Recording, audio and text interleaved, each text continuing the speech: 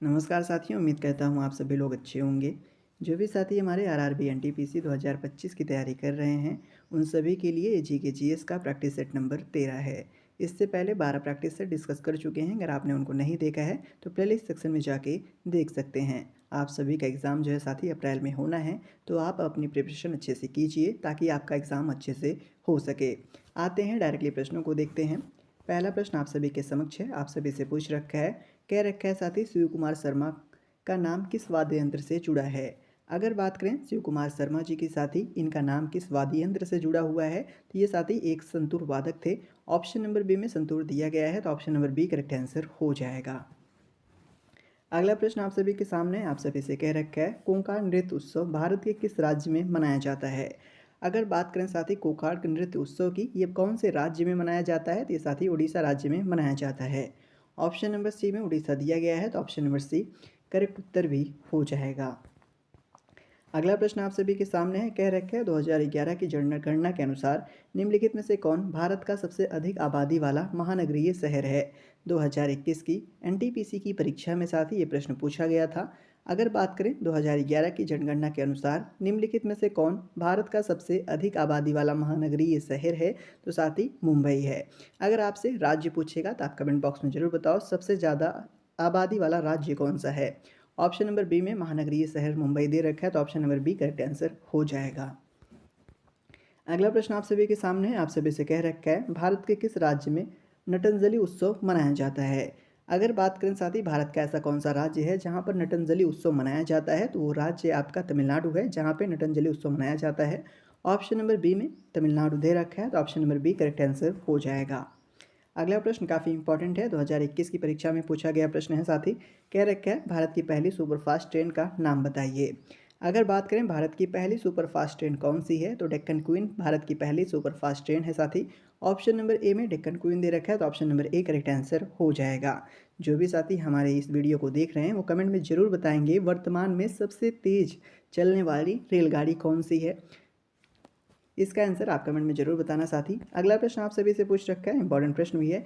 कह रखा है 2011 की जनगणना के अनुसार भारत का जो साथी लिंगानुपात था वो कितना है। अगर बात करें 2011 के जनगणना के अनुसार भारत का जो लिंगानुपात है साथी, वो प्रति 1000 पुरुष पर 940 महिलाओं का है। ऑप्शन नंबर एक में दे रखा है, तो option number A correct answer हो जाएगा। अगला प्रश्न देखेंगे, आप सभी के समक्ष है, आप सभी से पूछ रखा है, निम्नलिखित में से कौन सा त्यौहार राजस्थान से जुड़ा है। अगर बात करें साथी दिए गए ऑप्शन में ऐसा कौन सा त्यौहार है जो राजस्थान से जुड़ा है, तो इनमें से बूंदी उत्सव साथी ऐसा त्यौहार है जो राजस्थान से जुड़ा हुआ है। ऑप्शन नंबर सी में बूंदी उत्सव दे रखा है, तो option number C correct answer हो जाएगा। अगला प्रश्न आप सभी से पूछ रखा है, काफ़ी इंपॉर्टेंट है। कह रखा है साथी, माइक्रोलिथ का इस्तेमाल शुरुआती इंसानों द्वारा किया जाता था, यह क्या है। जो साथी माइक्रोलिथ है वो क्या है, दैट मीन ये क्या चीज़ है, क्या सिक्का है या फिर कपड़ा है या फिर पत्थर के औजार है या फिर मिट्टी के बर्तन हैं। तो आप सभी को पता होगा साथी, जो माइक्रोलिथ होता है वो पत्थर के औजार होते थे, दैट मीन साथी नुकीले नुकीले औजार होते थे, तो उसको हम लोग पत्थर के मतलब माइक्रोलिथ कहते हैं। तो ऑप्शन नंबर सी में पत्थर के औजार दे रखा है, तो option number C correct answer हो जाएंगे। अगला प्रश्न आप सभी से पूछ रखा है, कह रखा है, नौपाषाण काल के लोगों द्वारा पाला गया पहला पशु कौन सा था। अगर बात करें साथ ही नौपाषाण काल की, तो उसमें कुत्ता सबसे पहला पाला गया पशु था। ऑप्शन नंबर सी में कुत्ता दिया गया है, तो option number C correct answer हो जाएगा। अगले प्रश्न की चर्चा करेंगे, आप सभी से कह रखा है, एक सेल्ट नौपाषाण काल का क्या है। जो साथी सेल्ट है ये नौपाषाण काल का क्या होता है, तो साथी एक प्रकार का उपकरण होता है। ऑप्शन नंबर सी में उपकरण दे रखा है, तो option number C correct answer हो जाएगा। अगला प्रश्न आप सभी से पूछ रखा है साथी, पहिए का आविष्कार कब हुआ। अगर बात करें पहिए के आविष्कार की साथी, तो इसका आविष्कार जो है वो लगभग लगभग नवपाषाण काल में हुआ है। ऑप्शन नंबर ए में नवपाषाण काल में दे रखा है, तो option number A correct answer हो जाएगा। अगला प्रश्न आप सभी के सामने, आप सभी से पूछ रखा है, एशिया की सबसे बड़ी घाटी कौन सी है। अगर बात करें एशिया की सबसे बड़ी घाटी की साथी, तो डांग घाटी जो है एशिया की सबसे बड़ी घाटी है। ऑप्शन नंबर बी में डांग घाटी दे रखा है, तो option number B correct answer हो जाएगा। अगले प्रश्न को देखेंगे, काफ़ी ज़्यादा इंपॉर्टेंट है, आप सभी के समक्ष है। कह रखा है, पंडित जवाहरलाल नेहरू ने उद्देश्य प्रस्ताव कब पेश किया था। अगर बात करें साथी पंडित जवाहरलाल नेहरू साहब के द्वारा उद्देश्य प्रस्ताव कब पेश किया गया था, तो ये साथी आपका 13 दिसंबर 1946 को पेश किया गया था। ऑप्शन नंबर बी में दे रखा है, तो option number B correct answer हो जाएगा।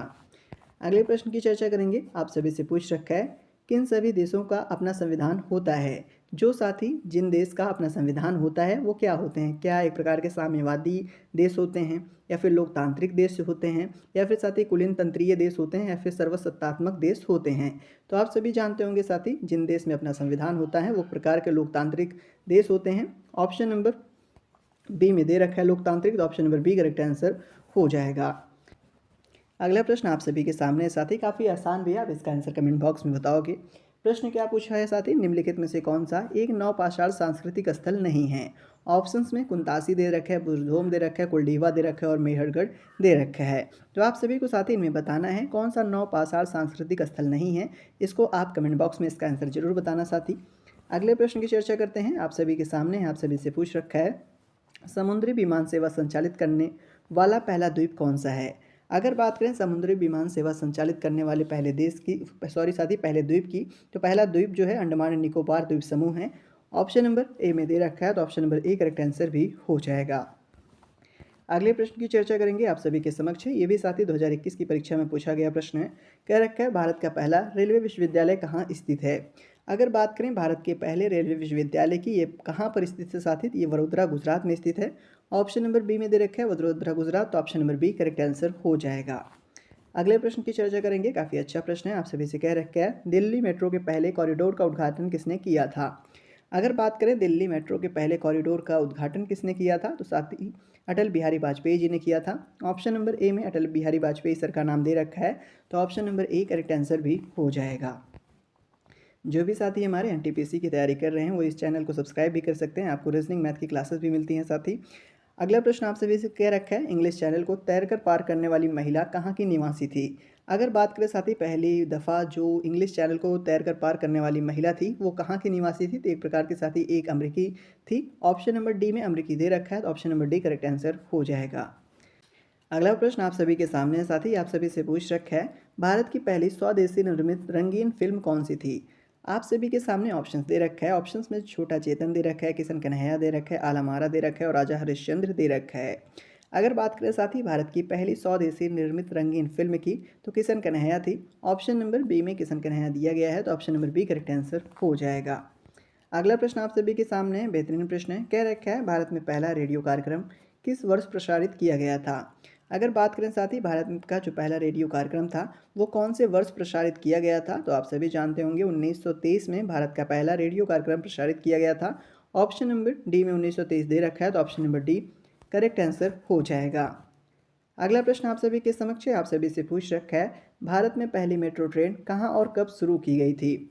अगर बात करें भारत में पहली मेट्रो ट्रेन कब और साथ ही कहाँ शुरू की गई थी, ये कब शुरू की गई थी साथ ही 24 अक्टूबर 1984 को। कहाँ पर शुरू की गई थी, तो ये कोलकाता में शुरू की गई थी, तो ध्यान रखेंगे। ऑप्शन नंबर सी में 24 अक्टूबर 1984 और कोलकाता दोनों दे रखा है, तो ऑप्शन नंबर सी इसका करेक्ट आंसर भी हो जाएगा। अगला प्रश्न आप सभी के सामने, आप सभी से कह रखा है, संयुक्त राष्ट्र के प्रथम महासचिव कौन थे? अगर बात करें साथी संयुक्त राष्ट्र के प्रथम महासचिव कौन थे, तो ट्रिग्वेलाई साहब थे। ऑप्शन नंबर बी में ट्रिग्वेलाई जी का नाम दे रखा है, तो option number B correct answer भी हो जाएगा। अगले प्रश्न की चर्चा करेंगे, आप सभी से कह रखा है साथी, निम्नलिखित में से किस शहर में भारत के पहले जियो रिफाइनरी संयंत्र का उद्घाटन किया गया था? अगर बात करें इसके करेक्ट आंसर के साथ ही, तो आप सभी जानते होंगे पुणे में सबसे पहले किया गया था। ऑप्शन नंबर ए करेक्ट उत्तर हो जाएगा। अगला प्रश्न आप सभी के सामने कह रखा है, चरक संहिता पाठ के अनुसार मानव शरीर में कितनी हड्डियां होती हैं? अगर बात करें चरक संहिता पाठ के अनुसार साथ ही मानव शरीर में हड्डियों की संख्या कितनी मानी जाती है, तो साथ ही 360 मानी गई थी। अगर वास्तविक में पूछेगा तो वास्तविक में साथ ही 206 हड्डियाँ होती है भूगोल के अनुसार। ये साथ ही चरक संहिता पाठ के अनुसार मानव शरीर में हड्डियों की संख्या 360 होती है, तो ध्यान रखेंगे। आरआरबी एनटीपीसी और ग्रुप डी दोनों की परीक्षा में पूछा गया प्रश्न है। अगला प्रश्न आप सभी से कह रखा है, सत्याग्रह की शक्ति ने किस शक्ति पर जोर दिया?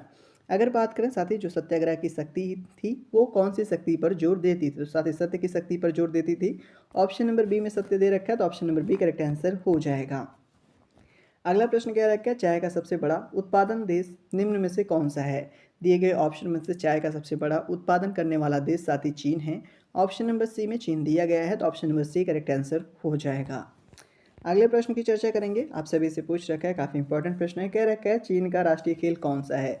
आप सभी कमेंट में जरूर बताओगे भारत का राष्ट्रीय खेल कौन सा है, अपने देश का राष्ट्रीय खेल जरूर आप कमेंट में लिख के भेजना। अगर बात करें चीन का राष्ट्रीय खेल कौन सा है साथी, टेबल टेनिस है। तो ऑप्शन नंबर बी में टेबल टेनिस दे रखा है, तो option number C correct answer हो जाएगा। अगला प्रश्न क्या रखा है, तलाजा गुफाएं किस राज्य में स्थित हैं। जो साथी तलाजा केव्स हैं वो कौन से राज्य में स्थित है, तो कहाँ पर स्थित है ये साथी, महाराष्ट्र में स्थित है। ऑप्शन नंबर ए में महाराष्ट्र दिया गया है, तो option number A correct answer भी हो जाएगा। अगला प्रश्न आप सभी के सामने काफ़ी इंपॉर्टेंट है, कह रखा है भारत के संविधान में कितनी अनुसूचियों का उल्लेख है। अगर बात करें भारत के संविधान में कुल मिलाकर कितनी अनुसूचियों का उल्लेख दिया गया है साथी, तो 12 अनुसूचियों का उल्लेख दिया गया है। ऑप्शन नंबर सी में 12 अनुसूची दे रखा है, तो option number C correct answer हो जाएगा। आज के लिए साथी इतना ही, मिलते हैं अपने अगले वीडियो में, तब तक के लिए धन्यवाद।